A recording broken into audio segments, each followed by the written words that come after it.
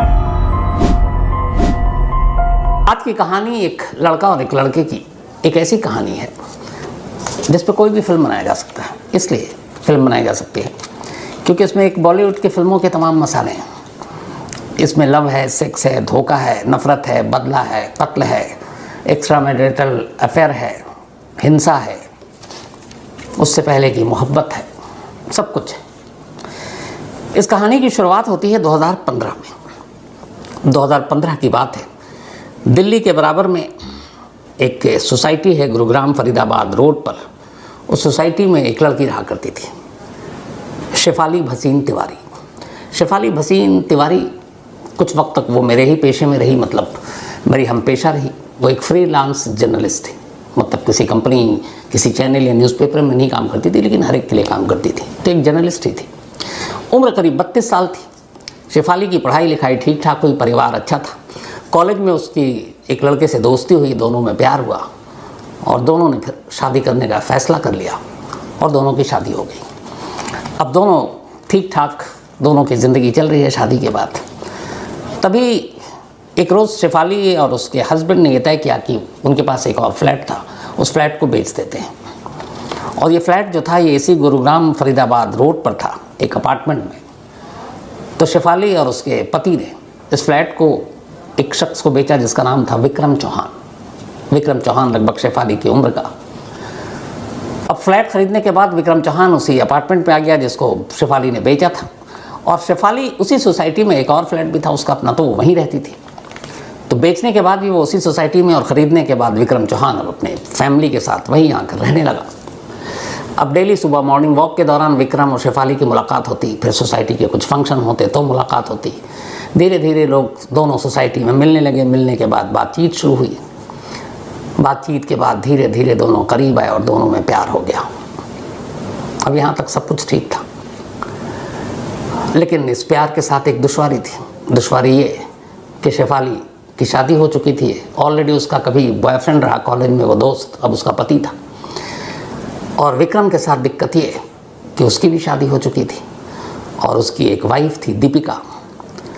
और सिर्फ वाइफ नहीं, 6 साल की उसकी एक, बल्कि 4 साल की एक बेटी थी और 6 महीने का एक बेटा था। ये बात 2015 की है।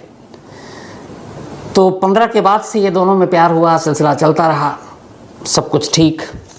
लेकिन अब इश्क हो गया और इश्क में भी ऐसी अड़चन कि दोनों शादीशुदा, दोनों के पति अब क्या करें। धीरे धीरे वक्त बीता तो ये हुआ कि अब दोनों एक दूसरे के बगैर रह नहीं सकते। अब एक दूसरे का साथ चाहिए और वो भी हमेशा के लिए। लेकिन कैसे? ये सोसाइटी, समाज या एक का पति और एक की पत्नी, वो कैसे इन दोनों के रिश्ते को एक्सेप्ट करेंगे। लेकिन दोनों फिर शहर से बाहर भी घूमने के लिए जाने लगे। जो विक्रम था वो अच्छी खासी एक कंपनी में, एक इंफ्रास्ट्रक्चर डेवलपमेंट फर्म थी, उसमें वो काम करता था। और उसकी जो वाइफ दीपिका थी वो बैंकिंग सेक्टर में थी, बैंक में जॉब करती थी। अब धीरे धीरे वक्त बीता और दोनों सोसाइटी में जब मिलने लगे तो इश्क मुश्क की बातें तो छुपती हैं नहीं। कई बार शेफाली का विक्रम के घर आना जाना लगा रहा। पहले शुरू में ये था कि उसी का फ्लैट है तो दोस्ती तो होती है, जान पहचान। दीपिका ने नोटिस नहीं किया, लेकिन बाद में उसने नोटिस किया कि शेफाली का कुछ ज़्यादा ही फ्रिक्वेंटली आना जाना है और दोनों बड़े प्यार से हर वक्त बातें करते रहते हैं। सुबह वॉक के दौरान बातें करते रहते हैं। इधर शेफाली के पति को भी ये लगा कि उसकी पत्नी आजकल विक्रम के साथ ज़्यादा है, खुश है, ज़्यादा बातें करती है, घूमती है। लेकिन फिर भी दोनों घर बचाने के लिए एक तरफ एक पति और दूसरी तरफ एक पत्नी खामोश रही। लेकिन ये खामोशी कुछ वक्त की थी। आखिरकार दीपिका के अब सब्र का बांध टूटने लगा। उसे लगा कि विक्रम अब उसकी तरफ और उसके बच्चों की तरफ ध्यान नहीं दे रहा और उसका सारा ध्यान शेफाली की तरफ है। उधर शेफाली को अब ये जलन होने लगी कि उसका प्यार यानी विक्रम उसके साथ कम वक्त बिताता है और अपनी बीवी और बच्चों के साथ ज़्यादा। तो दोनों तरफ से उथल पुथल चल रही थी ज़िंदगी में। एक रोज़ अचानक शेफाली विक्रम से कहती है कि हम लोग कब तक यूं ही रहेंगे। जब प्यार किया तो एक काम करते हैं, दोनों शादी कर लेते हैं। पहले तो विक्रम चौंका, लेकिन फिर उसे लगा कि बात तो सही है, प्यार करते हैं। और विक्रम सच में शेफाली से प्यार करता था, तो वो भी वही चाहता था जो शेफाली के मुंह से बात निकली। उसने कहा ठीक है, लेकिन अब दोनों, एक अपने पति का और दूसरे अपनी पत्नी का क्या करें। तो ये तय हुआ कि दोनों घर वालों से बात करते हैं। शेफाली अपने पति से बात करेगी और विक्रम अपनी पत्नी से, और दोनों डिवोर्स दे देते हैं, तलाक ले लेते हैं, और फिर दोनों आज़ाद, दोनों अपनी शादी करके एक नया जहान बसाएंगे। दोनों इस बात पर राज़ी हो गए। अब धीरे धीरे शेफाली ने अपने हस्बैंड को बताना शुरू किया और उसने कहा मेरी ज़िंदगी में कोई और आ गया है, मैं शायद उसके साथ खुश रहूँगी, तो हम दोनों अपनी ज़िंदगी को अलग अलग कर लेते हैं, तुमसे मुझे डिवोर्स चाहिए। शेफाली के हस्बैंड को ये बात शायद पहले से मालूम थी। उसे लगा कि ज़बरदस्ती का प्यार ज़्यादा दिन चलेगा नहीं, और शेफाली की खुशी में उसकी खुशी। आदमी नहायत शरीफ था, वो तैयार हो गया। उसने कहा जैसी तुम्हारी मर्ज़ी, तुम जिस तरह से खुश रहना चाहो रहो। कॉलेज के ज़माने की दोस्ती और इश्क था, पल में टूट गया। शेफाली ने उससे कहा ठीक है, अब हम लोग डिवोर्स की तैयारी करते हैं। इसके बाद ये बात अब शेफाली ने विक्रम को बताई कि मेरा पति जो है वो तैयार हो गया, अब तुम दीपिका को तैयार करो, अपनी बीवी को। मौका देखकर एक रोज़ विक्रम ने दीपिका से कहा कि अब मैं शेफाली के साथ अपनी ज़िंदगी बिताना चाहता हूँ, तुम्हें तो पता है इश्क है, तो तुमको डिवोर्स देना चाहता हूँ। दीपिका ने सुना तो उसे लगा कि चलो जब तक इश्क था शायद वापस रास्ते पर आ जाए, लेकिन आज तो इसने इंतहा कर दी। उसने कहा कि हमारे 2 बच्चे हैं, एक बच्चा तो अभी 6 साल का बेटा है, 4 साल की बिटिया है, क्या होगा उन दोनों का जब हम दोनों अलग हो जाएंगे। उसने बहुत समझाने की कोशिश की, विक्रम नहीं माना, टलता रहे, मानता नहीं, बात टलती रही। बीच में फिर विक्रम के पेरेंट्स को दीपिका ने ये बात बताई, कहा आप अपने बेटे को समझाएं। उनके पेरेंट्स आए, उन्होंने समझाया, फिर भी बात नहीं बनी। दीपिका ने अपने पेरेंट्स को बताया, उन्होंने विक्रम को समझाया, कोई बात नहीं बनी। जब बात नहीं बनी तो दीपिका लास्ट तक ये अड़ी रही कि ठीक है, चाहे कुछ हो जाए, मैं तुम्हें डिवोर्स नहीं दूंगी, और जब तक तलाक नहीं होगा तब तक वो शेफाली से शादी नहीं कर सकता। अब ये बड़ा मसला आ गया, क्या करें। वो मनाता रहा, वो मानी नहीं, बीच में झगड़ा हुआ, कई बार उसने मारा पीटा भी दीपिका को। फिर इसी दौरान में कुछ वक्त बीता और शेफाली अब लगातार दबाव डाल रही है और कह रही है कि तुम कुछ करो। अच्छा, ये लोग अक्सर घूमने भी जाते थे। विक्रम कहता था कि मैं कुछ कोशिश कर रहा हूँ, जल्दी हमारी शादी हो जाएगी, लेकिन शेफाली के सब्र का बांध टूट रहा था। फिर तभी एक रोज़ शेफाली ने विक्रम से कहा कि मैं प्रेग्नेंट हूँ और करीब 6 महीने का गर्भ है, तो 6 मंथ हो गए हैं प्रेगनेंसी के। अब उससे पहले कि बच्चा हो तुम्हें शादी करनी है, और अब फाइनल तुम दीपिका को जैसे भी हो तलाक दो। अब ये सुनने के बाद विक्रम ने फिर दीपिका से बात की, लेकिन दीपिका तैयार नहीं। जब तैयार नहीं हुई तो ये दोनों घूमने के लिए एक बार बाहर गए, शेफाली और विक्रम। ये गए लद्दाख, और लद्दाख में दोनों साथ हैं और वहाँ प्लानिंग कर रहे हैं कि अब मैं प्रेग्नेंट हूँ, डिलीवरी भी होगी कुछ महीने बाद, तुम्हारी वाइफ दीपिका तैयार नहीं हो रही है, तो हम क्या करेंगे, कैसे शादी करेंगे। उसके ज़िंदा रहते शादी कर नहीं सकते, और ज़िंदा रहते वो तलाक दे नहीं रही है।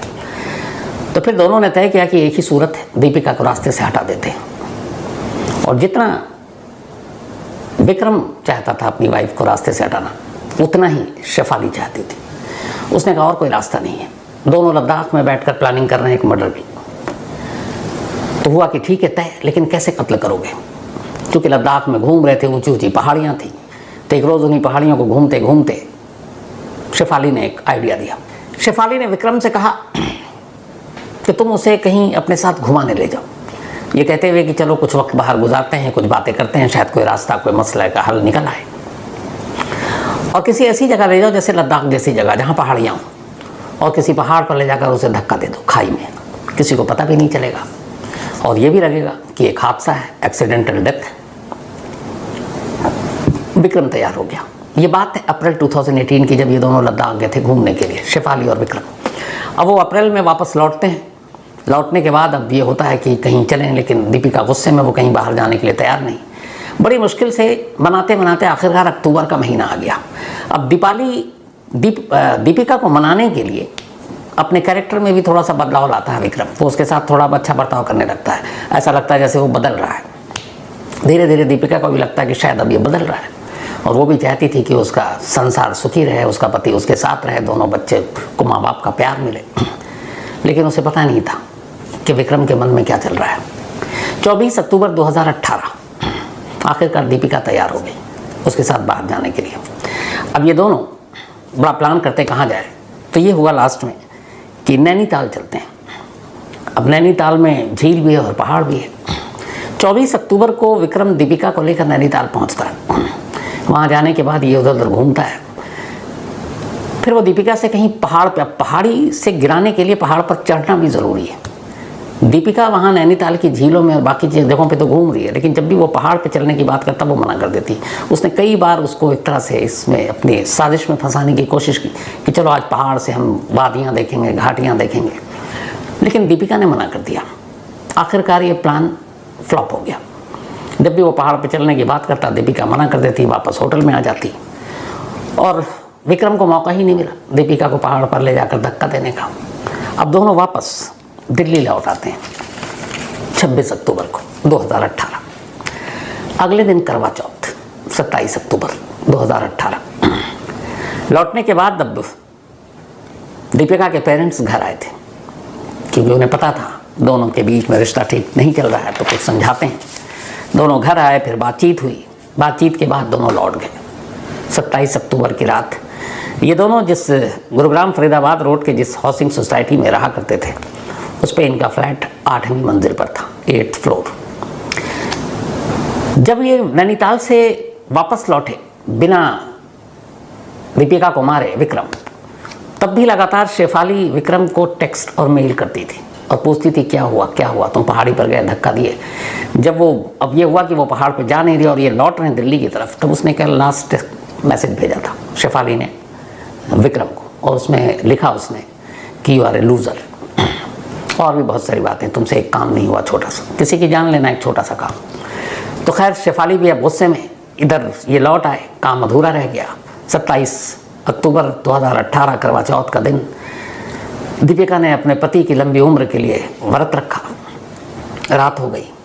जब रात हुई तो फिर इधर लगातार मैसेज। उस दिन शेफाली गुस्से में कि तुम अपनी बीवी के साथ करवा चौथ मना रहे हो, मैं यहाँ हूँ, तुम्हारी सुहागन हूँ, प्रेग्नेंट हूँ, तुम्हारे बच्चे की माँ बनने वाली हूँ, पति से डिवोर्स की बात कर चुकी हूँ, और तुम हो कि कुछ कर ही नहीं रहे हो। वो लगातार उसको उकसाती भड़काती, और इत्तेफाक से करवा चौथ के दिन ये बात ज़्यादा हो गई। विक्रम को आया बहुत गुस्सा। रात का वक्त वो दीपिका से लड़ पड़ा। लड़ते लड़ते दीपिका बालकनी के करीब आई, 8वीं मंजिल पर घर है, और अब अचानक विक्रम को लगा कि जो नैनीताल की ऊंची घाटियाँ या पहाड़ें नहीं कर पाई, ये तो घर ही है अपना, 8वीं फ्लोर किसी पहाड़ की बुलंदी से कम तो है नहीं। लड़ते लड़ते वो अचानक बालकनी के पास लाया, और उसके बाद उसने ज़ोर से दीपिका को पकड़ा और दीपिका को नीचे बालकनी से धक्का दिया। लेकिन जब वो गिरने लगी तो दीपिका का हाथ विक्रम के हाथ में आ गया। उसने उसकी कलाई को बहुत ज़ोर से पकड़ा और गिड़गिड़ाने लगी। उसने कहा कि मुझे मत मारो, 2 छोटे छोटे बच्चे हैं, मैं उनसे बहुत प्यार करती हूँ। जो उसकी आखिरी लाइन निकली थी उसके मुंह से यही कि मैं अपने बच्चों से बहुत प्यार करती हूँ, मुझे मत मारो। लेकिन विक्रम ने उसकी उस पकड़ को ढीला किया, हाथ छूटा, और 8वीं मंजिल से दीपिका नीचे गिर पड़ी। इत्तेफाक से जब ये सब कुछ हो रहा था, जब विक्रम अपनी बीवी को 8वीं मंजिल से धक्का देकर गिरा रहा था, तो उसके पड़ोस के फ्लैट में रहने वाला एक शख्स ये सारी चीज़ें देख रहा था और ये सारी बातें सुन रहा था। लेकिन इससे पहले कि वो रिएक्ट करता, दीपिका का हाथ छूट चुका था, वो नीचे गिर चुकी थी। विक्रम इसके बाद भागा भागा नीचे जाता है, शोर मचाता हुआ, रोता हुआ। फिर एम्बुलेंस आती है, उसको अस्पताल ले जाया जाता है, लेकिन मौत हो गई। उससे पहले, नीचे जाने से पहले, वो उस बालकनी के पास रखे कई गमलों वमलों को भी गिराकर तोड़ देता है। इसके बाद पुलिस आती है, पुलिस रिपोर्ट दर्ज करती है। वो कहता है कि हम लोग करवा चौथ के बाद यहाँ खड़े थे, अचानक वो खुश थी, फिर उसका बैलेंस गड़बड़ाया और वो बालकनी से नीचे गिर गई। मैं उसको बचाने के लिए आया, उस चक्कर में ये पॉट वॉट भी टूट गए, लेकिन मैं बचा नहीं पाया। पुलिस ने भी एक एक्सीडेंटल केस, एक्सीडेंटल डेथ का मामला दर्ज कर लिया। लेकिन अगले दिन फिर फादर आते हैं दीपिका के, और वो पुलिस को बताते हैं कि मियाँ बीवी के बीच में पिछले कई वक्त से रिश्ते ख़राब थे और उसकी वजह एक लड़की शेफाली है।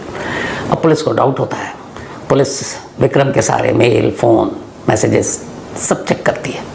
जब चेक करती है तो उसी दौरान शेफाली के भी वो सारे मैसेज मिलते हैं, जिसमें वो सारी प्लानिंग थी कि कैसे ले जाकर नैनीताल से धक्का देना है, तुम लूज़र हो, और फिर उस करवा चौथ के दिन कि आज ही मार डालो। उसका लास्ट मैसेज ये था कि उसे आज ही ख़त्म करना है तुम्हें, आज ही मार डालो उसे। जब ये सारी चीज़ें आए, 27 अक्टूबर की बात थी, 2 दिन के अंदर 29 अक्टूबर पुलिस ने विक्रम को अरेस्ट कर लिया। विक्रम के साथ शेफाली को भी अरेस्ट कर लिया। जब ये अरेस्टिंग की खबर आई, तब वो पड़ोसी जो चुप था, वो पुलिस के पास आता है और बयान देता है कहता मैं इसका विटनेस हूँ, मैंने देखा है उसको बालकनी से धक्का देते हुए, मैंने उसकी चीख सुनी है, मैंने उसको गिड़गिड़ाते हुए सुना है कि मैं अपने बच्चों से प्यार करती हूँ, मुझे मत मारो। लेकिन इस शख्स ने उसका हाथ छोड़ दिया। तो एक चश्मदीद भी मिल गया, पुलिस ने सारा मुकदमा दर्ज किया और इन दोनों को अरेस्ट कर लिया। तफ्तीश के दौरान फिर ये भी पता चला कि विक्रम का एक भाई है, वो भी इस कत्ल की साजिश के बारे में जानता था, लेकिन विक्रम की गिरफ्तारी के साथ ही वो भाग गया। अब इन दोनों को गिरफ्तार करके जेल भेजा गया, उसके न्यायिक हिरासत में गए। लेकिन कुछ ही वक्त के बाद अदालत ने शेफाली को बेल दे दिया, जमानत पर बाहर। और वजह क्या थी कि वो प्रेग्नेंट है। तो एक गर्भवती महिला है, उसके साथ थोड़ी सी इंसानियत और नरमी बरतने की ज़रूरत है, इसीलिए उसको ज़मानत पर बाहर कर दिया गया। जबकि दीपिका के घर वालों ने ऑब्जेक्शन फाइल किया और कहा कि इस देश के जेलों में न जाने ऐसी कितनी सैकड़ों हज़ारों महिलाएं जो प्रेग्नेंट होते हुए जेल गईं और जेल में बच्चों को जन्म दिया। जैसे दो तो मैं वैसे ही बता सकता हूँ, एक शबनम जिसकी कहानी सुनाई है, और एक जो रेलू राम पुनिया का केस हरियाणा का, उसने भी जेल में बेटे को जन्म दिया था। लेकिन यहाँ अदालत ने नहीं माना। अदालत ने कहा कि नहीं, वो प्रेग्नेंट है, उसके साथ हमदर्दी बरतने की ज़रूरत है। जिस शेफाली ने एक 6 महीने के बच्चे की माँ और उसके 4 साल की बेटी जिसकी थी उसकी माँ, उसको मारने में भरपूर मदद की, खुद उसका जब बच्चा पैदा होने वाला था तो उसको इसी ग्राउंड पर ज़मानत दे दी गई और वो ज़मानत पर बाहर आ गई। फिर उसने बच्चे को जन्म दिया। कानून भी कई बार बहुत अजीब चीज़ दिखाता है, आईना। क्या कीजिएगा। अब जो शुरू में मैंने कहा था कि शेफाली और विक्रम, दीपिका और शेफाली का हस्बैंड, इनमें कॉमन ये था कि सभी ने अपनी अपनी पसंद से शादी की। बाद में 2 लोगों को प्यार हो गया एक दूसरे से, अब 2 को छोड़ना है। तो छोड़ने तक तो बात ठीक थी, लेकिन न छोड़ने पे कत्ल, और वो भी ये भी नहीं देखा कि उसका 6 महीने का जो बेटा है और 4 साल की बेटी, दोनों मासूम हैं, और उधर शेफाली है। तो क्या वो अगर उससे प्यार भी कर लेता तो ये दोनों, और उसको ये भी पता मैं अपनी बीवी को मारने जा रहा हूँ, तो क्या शेफाली उनके इन 2 बच्चों को वो प्यार दे पाती? शायद कभी नहीं। जिसकी माँ से उसे इतनी नफरत थी कि वो उसको रास्ते से हटाने के लिए बार बार फोर्स कर रही है, वो उसी माँ के बच्चों को क्यों प्यार देती? काश विक्रम ये बात समझ पाता तो आज जेल में नहीं होता, बाहर होता और एक अच्छी ज़िंदगी गुजार रहा होता। लेकिन क्या कीजिएगा। तो कहानी में आज इतना ही। अक्टूबर का महीना था, 2017 का साल, तारीख 30, यानी कि 30 अक्टूबर 2017। जेट एयरवेज की एक उड़ान मुंबई से दिल्ली आनी थी। 2:55 पर इसके उड़ने का वक्त फिक्स था, 2:55 PM दोपहर को। और इस प्लेन में कुल 116 पैसेंजर सवार थे, 17 क्रू मेंबर थे। लगभग 2 घंटे की दूरी थी मुंबई से दिल्ली की, और 5 बजे के आसपास दिल्ली में इसको लैंड करना था। इस प्लेन में बिजनेस क्लास भी था और इकोनॉमी क्लास भी। प्लेन टाइम पर उड़ान भरती है 2:55 पर मुंबई से। करीब 25 मिनट के बाद 3:20 का वक्त था। प्लेन को अब हवा में भी 25 मिनट बीत चुके थे। एक cabin crew air hostess Shivani Malhotra business class के टॉयलेट में जाती। जब वो टॉयलेट में जाती है तो देखती है कि ये क्या, वो जो उसके सारे टिश्यू पेपर थे वो लगभग खत्म और थोड़े से बचे हुए थे। लेकिन उसे लगा कि अभी प्लेन में 25 मिनट के लिए उड़ान भरी है, अभी तो बहुत सारे पैसेंजर आए भी नहीं, उन्होंने यूज़ भी नहीं किया टॉयलेट को, तो ये टिश्यू पेपर खाली कैसे हो गया। वो बाहर निकलती हैं, फिर अपने एक सहयोगी जिनका नाम निकिता जुनेजा, तो वो निकिता को बताती हैं कि बिजनेस क्लास के टॉयलेट में टिश्यू पेपर नहीं है, जाकर तुम दोबारा रिफिल कर दो, भर दो। अब निकिता एक दूसरा बंडल निकालती है और बिजनेस क्लास की उसी टॉयलेट में जाती है और अब नया टिश्यू पेपर उसके अंदर फिक्स कर रही थी। लेकिन जब वो फिक्स कर रही तो उसको लगा कि कुछ अटका हुआ है अंदर, और जब तक वो निकलेगा नहीं तब तक ये पेपर अंदर जाएगा नहीं। उसने काफ़ी कोशिश की, वो हुआ नहीं। फिर उसने अंदर हाथ डाला। जब हाथ डाला तो उसने देखा कि कुछ पेपर का बंडल टाइप का अंदर फंसा हुआ है। उसे लगा शायद इसी वजह से नहीं जा रहा। उसने वो अंदर से बाहर निकाला तो उसने देखा कि उसी टिश्यू पेपर के कुछ पेपर को लपेट कर उसके अंदर 2 लेटर है और वो अंदर डाल दिया था किसी ने। उसने टिश्यू पेपर को खोला और उसमें से दोनों लेटर बाहर निकाला। एक लेटर इंग्लिश में टाइप और दूसरा उर्दू में, और दोनों टाइपराइटर से मतलब कंप्यूटर से टाइप किए गए थे। अब चूंकि निकिता को उर्दू आती नहीं थी, उसने इंग्लिश वाला लेटर पढ़ा। जैसे ही लेटर पढ़ा उसकी हवाइयां उड़ने लगी। उस लेटर में जो लिखा था हूबहू वो ये था कि फ्लाइट नंबर 9W339, ये उस जेट एयरवेज की उड़ान संख्या थी 9W339. Flight number 9W339 is covered by hijackers, and aircraft should not be landed and flown straight to POK, Pak Occupied Kashmir, yani Pakistan. 12 people on board. If you put landing gear, you will hear the noise of people dying. Don't take it as a joke. Cargo area contains explosive bomb and will blast if you land Delhi. मतलब इसका कुल मतलब ये था कि flight number 9W339 में hijacker है, plane को हाईजैक कर लिया गया है और कुल 12 हाईजैकर इस प्लेन में इस वक्त मुसाफिर की शक्ल में बैठे हुए हैं। इस प्लेन को यहां से सीधे पाकिस्तान पाक अधिकृत कश्मीर ले चले, और अगर आपने ऐसा नहीं किया तो थोड़ी देर में आपको आवाज सुनाई देगी लोगों पैसेंजर के मरने की।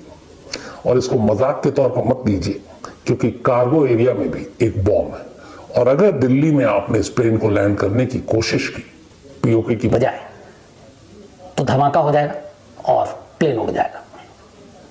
अब जैसे ही इस लेटर को पढ़ा निकिता ने, उसने फौरन कैप्टन को ये लेटर आगे बढ़ा दिया, और उस वक्त कैप्टन जो थे जय जरीवाला, वो इस प्लेन के कैप्टन थे।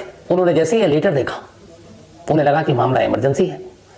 फौरन, चूंकि ये कहा गया था कि लैंड यहाँ नहीं करना और पीओके ले जाना है, उन्होंने नियरेस्ट, उस वक्त जब ये प्लेन उड़ रहा था अहमदाबाद के ऊपर से उड़ रहा था, करीब अहमदाबाद अप्रोच करने जा रहे थे, तो नियरेस्ट एटीसी यानी एयर ट्रैफिक कंट्रोल अहमदाबाद था। फौरन कैप्टन ने अहमदाबाद एटीसी को कांटेक्ट किया और कहा कि एक इमरजेंसी सिचुएशन है और हमें प्लेन को लैंड करना है। पूछा गया क्या, क्यों, तो कैप्टन ने बताया कि इस तरीके से एक धमकी भरा लेटर मिला है और प्लेन के अंदर हाईजैकर है और कार्गो में बॉम्ब रखा हुआ है। फौरन अहमदाबाद एयरपोर्ट हरकत में आया। मैनेजर ने अपने आला अफसरों को बात की एयरपोर्ट के। इसके बाद फौरन कैप्टन को इजाज़त दी गई कि आप इस प्लेन को 9W339 आप अहमदाबाद के रनवे पर लैंड कर सकते हैं। उधर अहमदाबाद के रनवे पर तमाम तैयारियां हो गई। फायर ब्रिगेड से लेकर ये लोकल पुलिस को भी उधर खबर कर दी गई कि एक हाईजैकिंग का इशू है। अब अहमदाबाद क्राइम ब्रांच की टीम आनन फानन में भागती है। इधर थोड़ी देर के बाद आखिरकार सही सलामत 9W339 अहमदाबाद के रनवे पर उतरती है। प्लेन लैंड करने के बाद अब चारों तरफ से पुलिस ने घेर रखा है। इमरजेंसी सिचुएशन है। डॉग स्क्वाड से लेकर तमाम बॉम्ब स्क्वाड की टीम पहुंच गई। अब उन्होंने पूरे प्लेन की तलाशी ली। पैसेंजर को बाहर निकालकर किसी को भी जाने नहीं दिया, एक साथ रखा रोक कर एयरपोर्ट के एक एरिया में।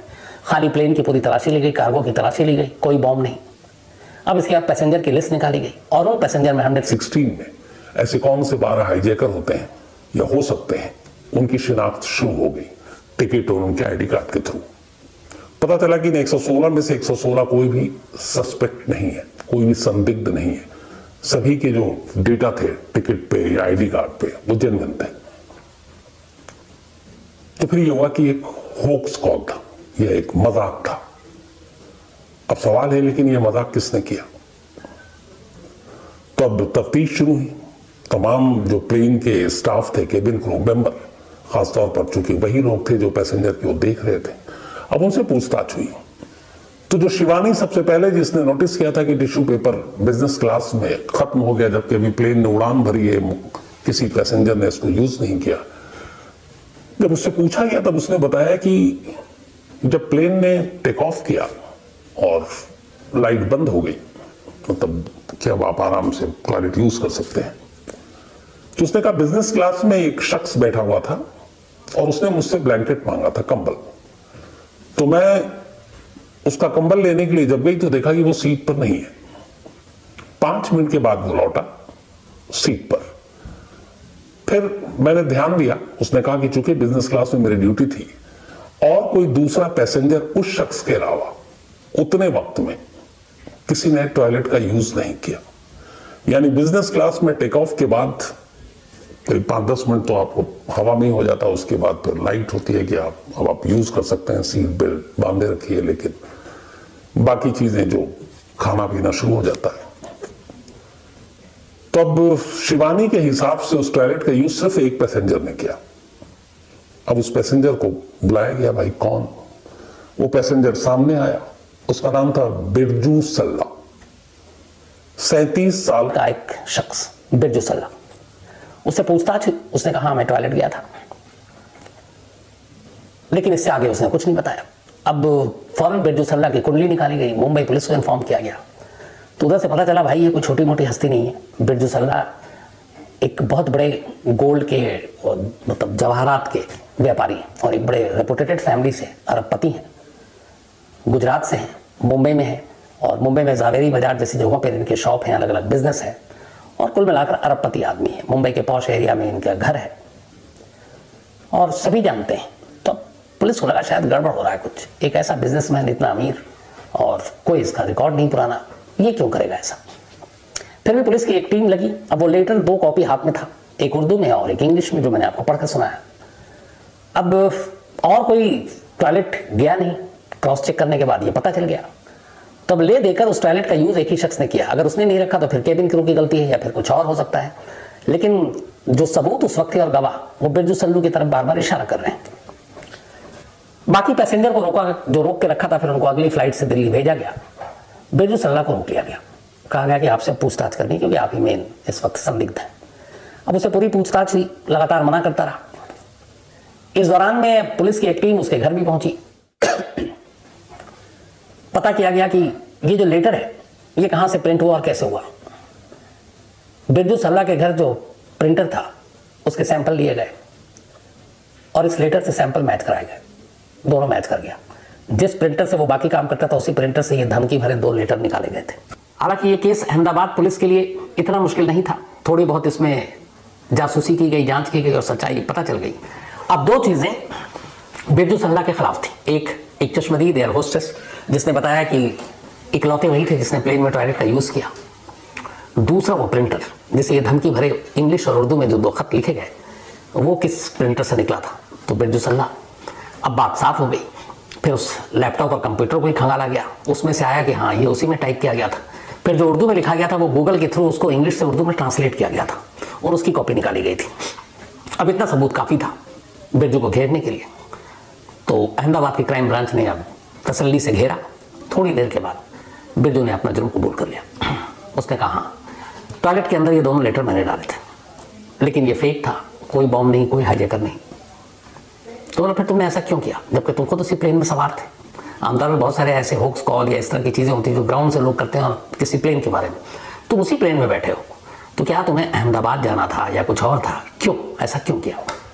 तब उसने जो कहानी सुनाई, खुद अहमदाबाद पुलिस को यकीन मतलब करने का मन नहीं कर रहा था, लेकिन आगे की जो जांच हुई पता चला कि वो बंदा बिल्कुल सब सच बोल रहा है। कहानी कुछ यूं थी कि बिरजू सल्ला एक अरबपति कारोबारी मुंबई के आलीशान इलाके में रहता था। एक बीवी और 2 बच्चे, फादर 70 साल के। बिजनेस के सिलसिले में अक्सर बटुआ करता रहता था, दिल्ली आना जाना था। इसी दिल्ली आने जाने के दौरान इसी जेट एयरवेज की एक ग्राउंड स्टाफ से उसकी दोस्ती होती है और धीरे धीरे उस ग्राउंड स्टाफ से उसे प्यार हो जाता है। इसके बाद दोनों एक दूसरे को इजहार करते हैं। अब उस लड़की को यह पता नहीं है कि ये शादीशुदा है, उम्र करीब 36-37 साल है बिरजू की।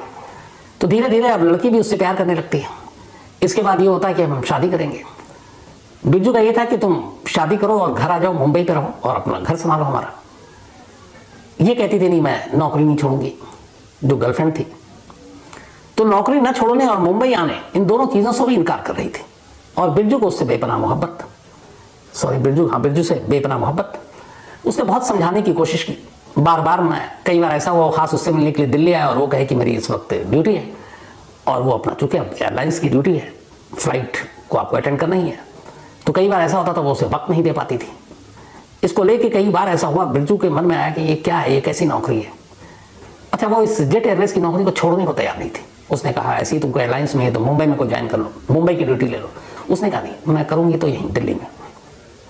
इस चीज़ ने धीरे धीरे बिरजू के मन में ये कर दिया कि इस एयरलाइंस की नौकरी से उसको एक तरह से नफरत हो गई। उसे लगा ऐसा क्या करूं कि ये मेरे पास मुंबई आ जाए। तभी 2017 में ये होता है कि बिरजू के एक दोस्त की बेटी की शादी थी। उसने बिरजू से कहा कि हमारे कई गेस्ट इधर उधर से आ रहे हैं, तो हमें 2 चार्टर्ड प्लेन चाहिए ताकि गेस्ट को लाने ले जाने के लिए। अब सारे अमीर लोग, तो उसने कहा ठीक है। करीब 1.25 करोड़ रुपए में चार्टर्ड की डील हुई। उसके लिए जो बिरजू है वो दिल्ली आया और एक गल्फ की कंपनी है, एयरलाइंस कंपनी, उसके साथ उसने कॉन्ट्रैक्ट किया। सारी डील हो गई, शादी के लिए 2 चार्टर्ड प्लेन। लेकिन उसी दौरान उसको एक ख्याल आया। उसने कहा कि ठीक है, ये आ नहीं रही है, अब इश्क देखिए उसकी कहाँ तक है, ये नौकरी छोड़ नहीं रही है। उसने कहा कि क्यों ना मैं अपनी गर्लफ्रेंड के लिए भी एक एयरलाइंस कंपनी खोल दूँ। अब इस डील वील के दौरान उसे एयरलाइंस के बारे में काफ़ी जानकारी मिल गई। गल्फ की ये जो किराए पे ले रहा था वो तो चार्टेड। तो रॉयल एयरलाइंस के नाम से उसने तय कर लिया कि वो अपनी एयरलाइंस कंपनी खोलेगा, सिर्फ अपनी इस गर्लफ्रेंड के लिए, और वो पूरा मैनेजमेंट उसके हाथ में देगा कि तुम संभालो, लेकिन हेडक्वार्टर मुंबई होगा, क्योंकि वही उसकी जिद थी कि वो मुंबई आए, और वो जा नहीं रही थी। तो उसने ये तैयार भी कर लिया रॉयल की खोलेंगे। उसने धीरे धीरे इशारों में उसको बता भी दिया गर्लफ्रेंड को, लेकिन वो उसके लिए भी तैयार नहीं हुई। उसने कहा ये मजाक है, तुम पागल हो, मैं जहां जॉब कर रही हूं करने दो। आखिर में उसे लगा कि ये किसी तरह अब आएगी नहीं। तब उसने फिर एक साजिश रची। उसने कहा ऐसा क्या करूं कि जेट एयरलाइंस ही बंद हो जाए या फिर उसका दिल्ली का दफ्तर ही बंद हो जाए। फिर उसने प्लान किया कि इसको बदनाम करते हैं। उसके बाद उसने ये पूरी हाईजैकिंग की साजिश रची और ये लेटर में लिखा कि ये दिल्ली लैंड करेगा तो ब्लास्ट हो जाएगा। उसका मकसद ये था कि इस लेटर के बाद पैसेंजर भी शोर मचाएंगे, दिल्ली आने के बाद फिर ये मीडिया में भी आएगा, जेट एयरवेज की बदनामी होगी, जेट एयरवेज हो सकता है फिर अपना ऑफिस बंद कर दे दिल्ली से, और उसके बाद उसकी गर्लफ्रेंड वापस उसके पास मुंबई पहुंच जाएगी। ये सोचकर उसने ये पूरी साजिश रची। अब यहाँ तक तो ठीक था, लेकिन बदनसीबी ये थी बिरजू सल्ला की कि इस इंसिडेंट से सीख 9-10 महीने पहले 2016 में संसद में एक नया कानून आया, एंटी हाईजैकिंग एक्ट 2016। और वो यह एक्ट ये था कि अगर कोई शख्स किसी प्लेन को हाईजैक करता है और उस हाईजैकिंग के दौरान किसी मुसाफिर या क्रू मेंबर की मौत हो जाती है, तो उसे एंटी हाईजैकिंग एक्ट के तहत उस पर मुकदमा चलेगा और उसकी जो सजा होगी वो डेथ पेनल्टी यानी सजाए मौत होगी। इसी एक्ट में यह भी लिखा था कि अगर कोई शख्स किसी प्लेन को हाईजैक करने की कोशिश करता है, अफवाह फैलाता है, झूठी र्यूमर बॉम्ब की या हाईजैकर की खबर देता है, तो ऐसे शख्स को भी एंटी हाईजैकिंग एक्ट के तहत मुकदमा चलेगा और उसमें जो होगा उम्र कैद तक की सजा होगी। अब ये 2016 में कानून बन गया। बिरजू को इस कानून के बारे में जानकारी नहीं। उसे लगा कि अगर पकड़े भी जाएंगे तो छोटा मोटा मामला 2-4 महीने में बाहर आ जाएंगे। लेकिन बदनसीबी ये कि 2016 में ये एक्ट बना, 2017 में 30 अक्टूबर को उसने ये काम कर दिया। अब इसके बाद सारी इन्वेस्टिगेशन के बाद ये मामला NIA को सौंपा गया, क्योंकि टेररिज्म से जुड़ी हुई चीज़ें वही, पहले ये था कि ये शख्स टेररिस्ट तो नहीं है। NIA ने पूरे मामले की जांच की, उसके बाद चार्जशीट दाखिल की, NIA की कोर्ट में ये मामला पहुंचा, मुकदमा चला। मुकदमा चलने के बाद NIA की स्पेशल कोर्ट 11 जून 2019 17 में ये हाईजैकिंग का ड्रामा किया गया था। उसके 2 साल के बाद 11 जून 2019 को लोअर कोर्ट ने अपना फैसला सुनाया। ये फैसला बिरजू सल्ला की सोच से भी अलग था। एंटी हाईजैकिंग कानून बनने के बाद ये पहला मुकदमा था जो बिरजू के खिलाफ था, और इसमें चूंकि एक्ट आ चुका था कि 2, अगर हाईजैकिंग की कोशिश के दौरान किसी की मौत होती है तो सजाए मौत, और अगर आप करने की कोशिश करते हैं चाहे झूठी कॉल हो, ड्रामा हो, लेकिन उससे उस वक्त तक तो पैसेंजर की हवा खराब हो जाती है, तो उसके लिए उम्र कैद। दूसरी चीज इसके खिलाफ गई, चूंकि उसने एक झूठा ये कहा कि बॉम्ब है कार्गो में, 12 टेररिस्ट हैं, POK प्लेन नहीं ले जाओगे तो सब मारे जाएंगे। तो उन अगले 30-35 मिनट में जो कुछ पैसेंजर्स ने भोगा, मतलब मौत सामने नजर आती है ऐसे सिचुएशन में, तो ये बहुत ही सीरियस माना गया। और 2016 के उस एंटी हाईजैकिंग एक्ट के तहत कोर्ट ने बिरजू सल्ला को सीधे उम्र कैद की सजा सुना दी। कहा इश्क में अपनी गर्लफ्रेंड को दिल्ली से मुंबई लाना चाहता था, और कहा पूरी उम्र अब उसकी जेल के अंदर गुजर रही थी। तो 11 जून 2019 को यह सजा सुनाई गई। और इतनी ही नहीं, अदालत ने यह भी कहा कि इस उम्र कैद की सजा के साथ साथ 5 करोड़ रुपए का जुर्माना भी अदा करना पड़ेगा बिरजू को, और ये 5 करोड़ रुपए केबिन क्रू और तमाम पैसेंजर्स के बीच बांटे जाएंगे। तो सजा तो हुई, अब 5 करोड़ रुपए का हर्जाना भी। और कोर्ट ने कहा कि जो 5 करोड़ रुपए है, इसमें कैप्टन और को पायलट इन दोनों को 1-1 लाख रुपए, क्योंकि उन्होंने बड़ा दिमाग लगाकर एयरपोर्ट पे लैंड किया। जितनी भी एयर होस्टेस थी केबिन क्रू, उन सबको 50-50 हज़ार रुपए, और जितने भी पैसेंजर थे 116, उन सबको 25,000 ईच। तो 5 करोड़ रुपए हर पैसेंजर को, उसमें से 25-25 हज़ार रुपए, केबिन क्रू को 50-50 हज़ार रुपए, और पायलट और को पायलट को 1-1 लाख रुपए। कोर्ट ने कहा ये दे दो, और साथ में उम्र कैद की सजा। अब अहमदाबाद की साबरमती जेल में चले गए आशिक बिरजू सल्ला। उन्हें लगा नहीं था कि ऐसा होगा, और अब तो पूरी उम्र कैद। परिवार का भी बुरा हाल, खुद शायद बिरजू के सर से भी अब इसका बुखार उतरा, क्योंकि उसने सोचा नहीं था इतनी कड़ी सजा होगी। लेकिन इस फैसले को उसने फिर हाई कोर्ट में चैलेंज किया। मुकदमा चलता रहा। आखिरकार 2 दिन पहले यानी परसों जो बीत गया 7 अगस्त 2023, लगभग 6 साल तक जेल में रहने के बाद, उम्र कैद की सजा पाने के बाद, गुजरात के हाईकोर्ट ने बिरजू सल्लू को बरी कर दिया।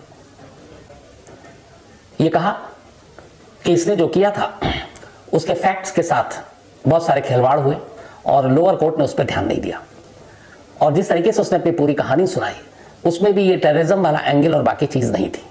तो 2016 का जो एंटी हाईजैकिंग एक्ट है, शायद उसका सही तरीके से पालन नहीं किया गया, और इसीलिए इन सारी चीजों को देखते हुए न सिर्फ उसको फौरन रिहा किया जाता है, बल्कि जो 5 करोड़ रुपए ट्रायल कोर्ट ने यानी कि निचली अदालत ने उस पर जुर्माना लगाया था, कोर्ट ने यह भी कहा कि अगर वो रकम बांट दिया गया है बिरजू से लेकर, तो फिर दोनों पायलट 1-1 लाख रुपए वापस करें, सारी केबिन क्रू, एयर होस्टेस 50-50 हज़ार रुपए वापस करें, और जो पैसेंजर थे जिनको 25-25 हज़ार रुपए दिया गया था उनसे भी सारे पैसे वापस लेकर वो 5 करोड़ रुपए भी बिरजू सल्लू को वापस किया जाए। और अगर ये पैसे वापस नहीं मिलते इन लोगों से, तो कोर्ट ने यह भी कहा कि फिर स्टेट गवर्नमेंट 5 करोड़ रुपए का इंतजाम करे और वो बिरजू को दे। मतलब अगर पायलट और ये लोग नहीं दे पा रहे हैं तो स्टेट गवर्नमेंट दे। साथ ही इस केस के दौरान जो कुछ प्रॉपर्टी और बाकी चीजें जब्त की गई थी वो फौरन रिलीज किया जाए। और इस तरीके से इसके चक्कर में 6 साल, एक उम्र कैद को 6 साल में ही पूरा करने के बाद बिरजू सल्लू अब रिहा हो गया और वापस अपनी उसी दुनिया में लौट चुका है। गर्लफ्रेंड का क्या है इस वक्त पता नहीं, क्योंकि वो बड़ी निजी चीजें हैं तो मालूम नहीं, लेकिन 6 साल के बाद अब वो रिहा है। अब पता नहीं इस वक्त इश्क का भूत अब भी वैसा ही है, ये शायद चीजें बदल गई। तो ये थी आज की एक अजीब हवाई